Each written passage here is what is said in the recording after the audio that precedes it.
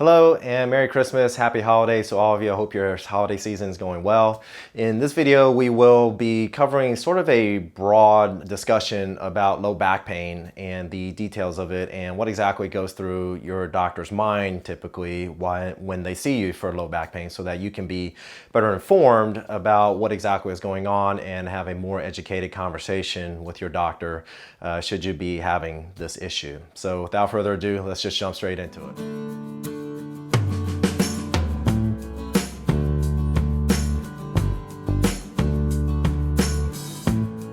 Welcome. I am Dr. Jack. I'm a board certified anesthesiologist and pain management physician. This channel is focused on helping you live a healthier, happier, and wiser life. And for those of you that have watched any of my videos, you know what this channel is about. And if you enjoy the videos, please don't forget to hit that like button. And if you're new here, consider subscribing if you like what you see, as well as hitting the notification bell so that you know when my next videos pop up. I really have set a goal for myself to try to get to 1,000 subscribers. So with your help, it really can be achievable and would really make my 2021. But moving along, let's talk about this video and what all it will encompass. And this is essentially what I do on a day-to-day basis. And this is sort of a start of a new series where I will sort of lay out everything that I know in a clinical setting in regards to pain management. And we'll start with the most common, which is low back pain. And we'll dive into things like sort of some epidemiologic numbers or statistics, as well as risk factors, and then kind of break down back pain into essentially two categories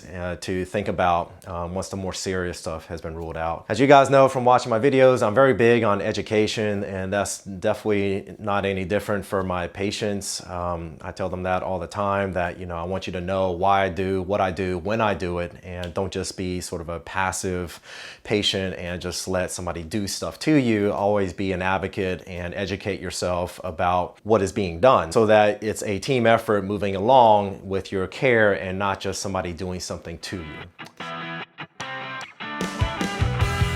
So statistically, you have a 60 to 85% chance of actually developing low back pain at some point in your lifetime. It is one of the top reasons that people go and see their primary care doctor. 25% of the time, it is for low back pain. And if you just include pain overall, that includes joints and everything, it actually makes up about 60% of primary care visits. The one category by itself is actually skin disease or skin problems, which was shocking. And all this was based on a Mayo Clinic study where they looked at or did polls on why people went and saw doctors between 2005 to 2009. But yeah, skin was 43% of the reason why people went and saw their doctor. It's odd for me. I remember in anatomy class in medical school that I could sit there and basically eat a sandwich during anatomy class if needed, but if you showed me a nasty skin condition, it just kind of freaks me out. So needless to say, I did not, I immediately crossed off becoming a dermatologist off my list. But those that are dermatologists, fantastic. We need you in the world, because it's a big reason why people go and see doctors. Other statistics, it is the #1 reason for workers missing work, as well as the #1 most expensive thing that workman's compensation has to pay out. And it leads to about $100 billion a year to the economy.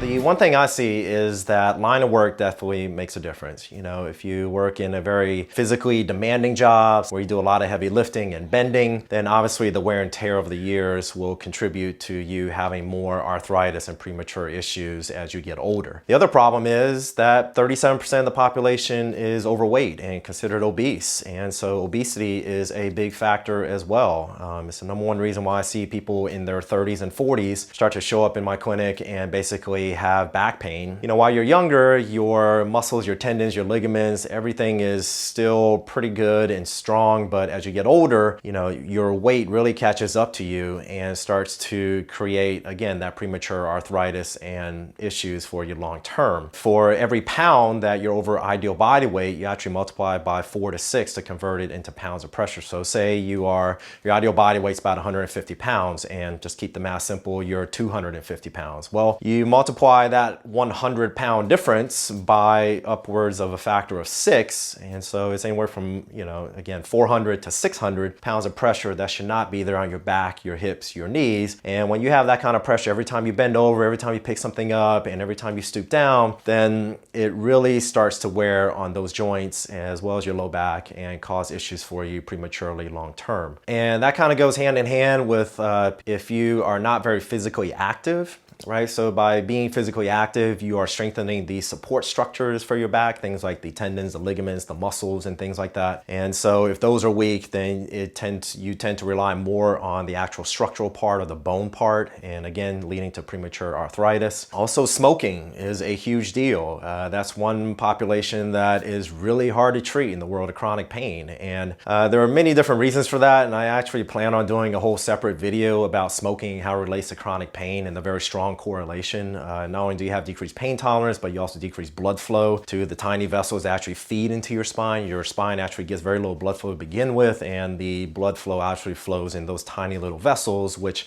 smoking makes them even smaller and decreasing the nutrients that are needed to your spine to clear things up and heal things should something happen to your back. So if you have back pain, one of the first thing to ask yourself is, how exactly did this go about? Or what was the history behind this? Did it occur abruptly? Was it kind of slow and progressive? Was there some type of traumatic incident? Because all that will kind of lead you down a different pathway to come up with a diagnosis of what exactly is going on. And the first thing you want to do is rule out the worst that it can possibly be, right? So one of the things is, if you fell or have some type of trauma, one of the big concerns is there a fracture in your back? And so obviously if that's the case, then x-rays and possibly MRI or even a CT scan to look at the bones closer might be warranted. Have you been having fevers, and is your back severely inflamed? Well, then maybe you have an infection back there that's seated within the disc or the bone area. Part of my training was at Memorial Sloan Kettering, so cancer is sort of always in the back of my mind. The other question is this something that's cancerous, like a metastases or something like that? With cancer to present in that way, typically you have more systemic problems, such as fevers, severe chills, night sweats, weight loss, and things like that. All that is sort of rare. The more common issue is more of a wear and tear or some type of traumatic incident that caused a disc herniation. But in that type of scenario, what you want to ask is whether or not there is any nerve deficits or neurologic deficits, such as loss of bowel or bladder function through perhaps a syndrome called cauda-equina syndrome, where the nerves are so compressed that you don't have control of those functions anymore. Or if you have severe leg weakness, or if you're having foot drop or something like that. In those cases, it's a bit more urgent, and you do want to see your doctor sooner than later and getting an MRI of your back just to make sure that it doesn't lead to something that's a bit more permanent. Once all that has been ruled out, then that is where the vast majority of people end up, is with sort of this nagging, debilitating sort of back pain that brings them to their doctor's office. And one of the first things to sort of differentiate that I categorize them into is whether or not it's more back pain or if it's more leg pain, and whether it's more mechanical, meaning that is it more set off by sort of movement. And we'll kind of dive into these a little further in the coming up sections. So if your pain is running down a leg, which a lot of people sort of inappropriately refer to as sciatica pain, or lumbar radiculopathy or radiculitis, which means just inflammation around a nerve, it's the most appropriate term to use is actually lumbar radicular syndrome. And so what that means is that you basically have this pain that shoots from your back all the way down the leg in a particular pattern, whether it's down the back of the leg, the side of the leg, the front, or into the groin. When you have this issue, it can be brought on by suddenly lifting something inappropriately and not breathing right, or some type of traumatic incident, or just kind of wear and tear over time. If you get a disc herniation, that material that is within the disc, and I have a bone model here. So we're talking about the disc here, and this model, actually the red part shows a disc herniation, and when that material squeezes out, it's very inflammatory and irritates the nerve basically that runs down the leg. And so you kind of get this lanceting, shooting pain that goes down the leg. Pain's typically made worse when you bend forward, and there's all types of other tests that you can do to basically sort of tease this out, like a straight leg raise test or a cross straight leg raise test. And I'll probably do videos and kind of dive dive into all these very separate pain issues in more detail. This is more of like sort of a broad description. 80% of the time, this pain will get better on its own if you do absolutely nothing. But the problem is that it can take many, many months for it to get better ultimately. And one thing that also you should be aware of is something called piriformis syndrome. And this sometimes can appear like it's coming from the spine, but actually it is not. And what that involves is basically you have a muscle that essentially attaches here all the way out, and you have the big sciatic nerve that runs down and kind of goes down the butt of your leg. Or it goes down your buttocks and goes all the way down. And what happens there is that sometimes that muscle can become inflamed, or the nerve become inflamed, or the muscle entraps it or something like that. And what that does is basically cause also a shooting pain, but that runs down the back of the leg. That can be teased out through various physical exam, as well as history taking and things like that, as well as through radiographic imaging sometimes. And so, you know, if you have this issue in your back and it's pain that's running down the leg, a MRI is extremely helpful, because what the MRI does is actually look at the soft tissue so that you can see the nerves and the disc and everything else to see what all is going on, so you get a better picture and a better idea. And so if you have really bad back pain as the predominant issue, then typically it falls into a handful of categories. And the number one reason is probably due to muscle strain. 60% of the time, just back pain is due to muscle strain. And it's a big part of the reason why a lot of insurances won't even allow you to get an MRI unless you wait several weeks, typically 4 to 6 weeks, somewhere around there. And because that's around the time that muscle strain gets better on its own, just through rest, massage, therapy, warm or cold compresses, and various measures like that, doing yoga exercises or physical therapy. That typically will make it better. But if it doesn't get better, and through physical exam, you can really kind of narrow it down to a couple of other things typically, and that would be possibly the lumbar facet arthritis. And so what that is that, if you can see here, I'll try to hold it close here, are these little gaps here in between each of these bones, where each bone basically rests on top of each other. And so those are called your facet joints. And typically it's the two lower joints that have the biggest issues. And that's because it bears the brunt of your entire weight, right? Your entire torso up top. And so when you get premature arthritis within that, it can present as low back pain that is made worse when you lean backward. And you can also push along where those facet joints are, and it more presents along the midline of your back, not so much out in the periphery. And the other thing that could possibly be causing mainly back pain is some sacroiliitis. And what that is, so this is your sacrum, this is your iliac bone. So sacroiliac joint is where they touch. What ends up happening is that joint becomes inflamed. And so that can be due to being overweight, trauma, or misalignment. If you have one leg longer than the other, or if you happen to have some scoliosis or something like that. And over time, it just basically starts to create problems in the sacroiliac joint, possibly the facet joint as well, because your body likes perfect alignment. And anytime it's out of alignment, it ends up causing premature arthritis and pain for you long term. It can also be due to other things like issues with the disc. And you can get something called annular tears, or tears within the disc, or just degeneration of the disc, and that can present as all types of pain as well, and typically can be picked up on a MRI also. So as far as treatment, it's quite varied. You want to start conservative, right? So give it a little bit more time, and you can go to things like physical therapy.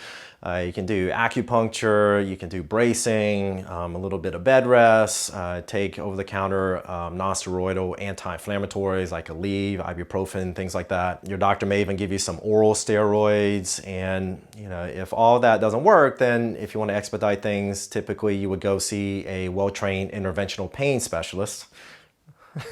and basically see if there are any injections that can help you. And everything I just mentioned to you, there are various interventional procedures that can be done to help that. So for lumbar radicular pain, you can get a lumbar epidural. For the piriformis syndrome pain, you can get an ultrasound guided injection to put steroids and local anesthetic mixture there to decrease the inflammation. As well as for facet joint, again, there's the blocks and ablation to destroy those tiny little nerves to give you more prolonged relief, and sacroiliac joint injections. And for a muscle strain, typically what you will look for is whether or not there are palpable trigger point areas and things like that. So trigger point injections can help that.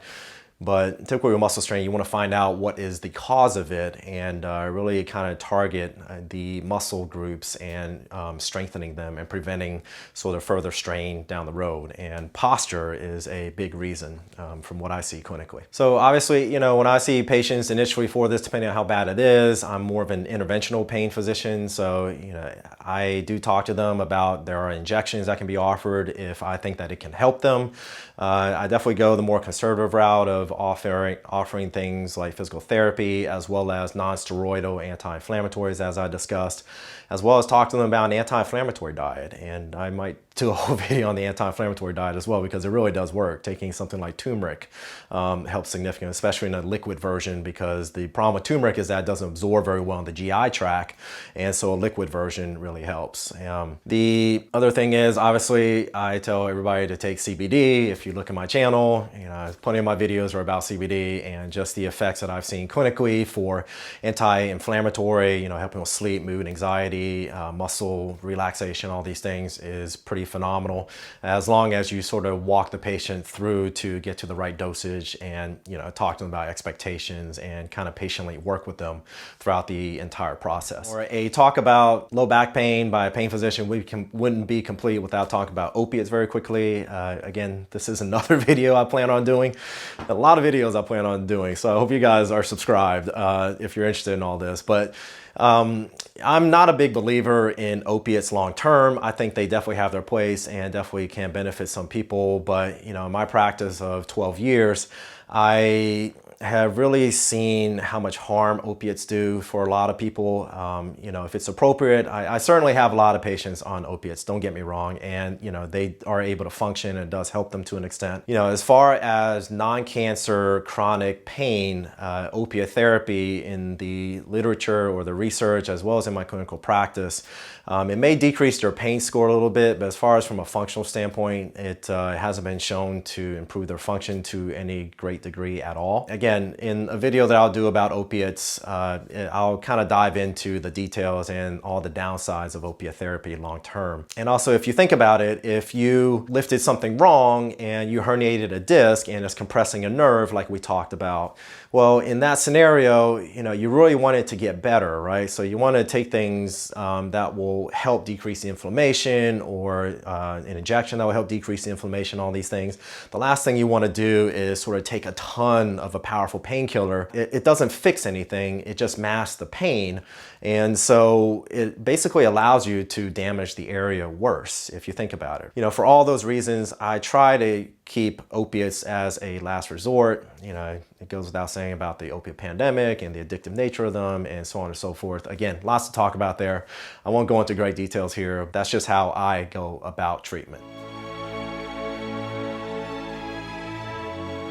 And that wraps up this video about low back pain, sort of an introductory, kind of give you a general idea about it. If you like what you saw, please, again, hit the like button, subscribe, as well as hit the notification bell so you know when other videos will come out. Again, this is sort of a start of a new series I will be kind of doing over time and kind of adding on to this series about chronic pain management. As always, with anything within these videos, please discuss it with your doctor. Don't sit at home and just start self-diagnosing.